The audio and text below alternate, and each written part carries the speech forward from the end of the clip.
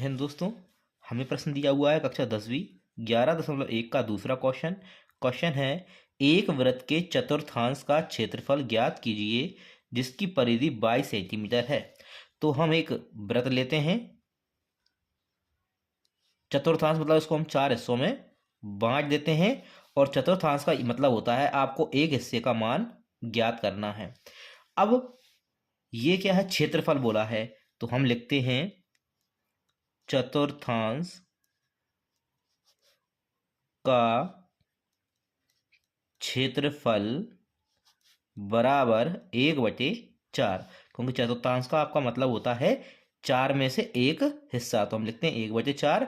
और क्षेत्रफल, क्योंकि ये वृत्त का चतुर्थांश है तो वृत्त के क्षेत्रफल का फॉर्मूला होता है आपका πr²।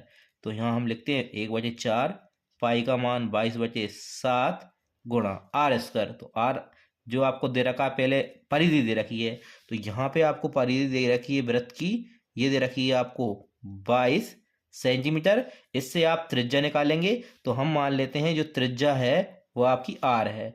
तो वृत्त की परिधि का फॉर्मूला होता है आपका 2πr बराबर 22।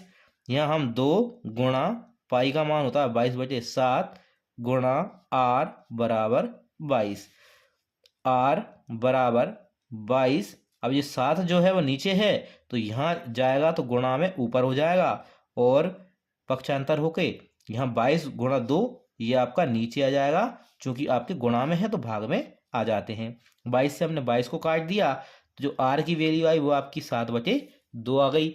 यहाँ पे 7/2।